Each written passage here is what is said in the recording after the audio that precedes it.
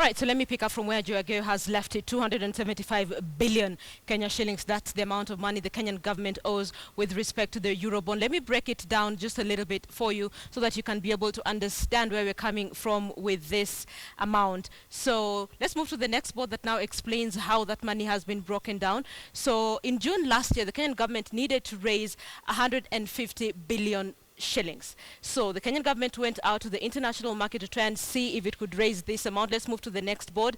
So that is how the Kenyan government arrived at the Eurobond. So this Eurobond was oversubscribed. As a matter of fact, remember, the Kenyan government was looking for 150 billion. It got bids of 880 billion. So out of this 880 billion, the Kenyan government took 200 billion at an interest rate of 6.6 per annum. That's the amount of money that the Kenyan government took. So the 200 billion that the Kenyan government took was broken down into two. A 50 billion 5-year bond at an interest rate of 5.875 per annum. You can calculate that and figure out how much that is.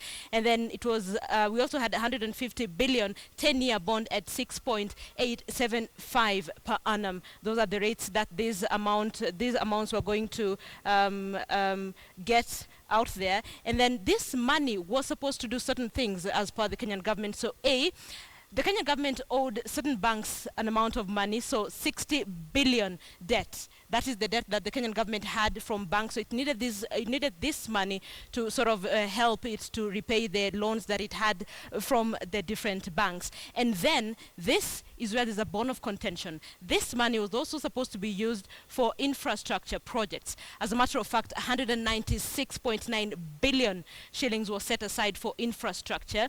So the Treasury CS, Henry Rotich, tried to break it down for us on how that money was allocated. So State Department of Infrastructure was given 64 billion shillings. Let's move to the next board, break it down how that amount of money apparently was used. Ministry of Energy and Petroleum was given 21 billion shillings. The next board, please.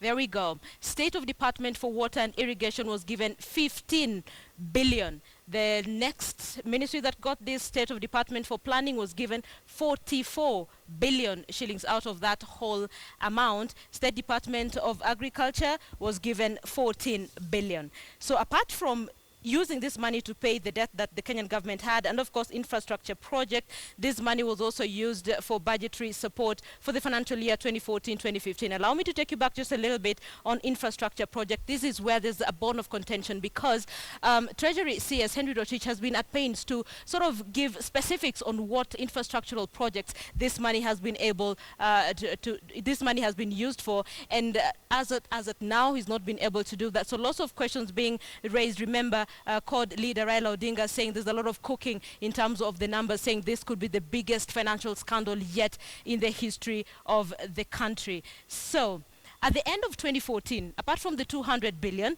the Kenyan government took an extra 75 billion shillings. So in essence, what we're trying to tell you is that with regard to the Eurobond, the Kenyan government owes 275 billion Kenya shillings. There has been lots of controversies on this as well. Remember, the opposition is claiming that 150 billion cannot be accounted for out of that full amount. And then there was also concerns. Remember, there were documents from the Office of the Controller of Budget that showed that there was the total number of interest gained from the 275 billion was 14 million. And of course, if you are a member of any bank, you know that the more you invest in any bank, the more interest you get. So that is where the concern is coming in, this whole amount.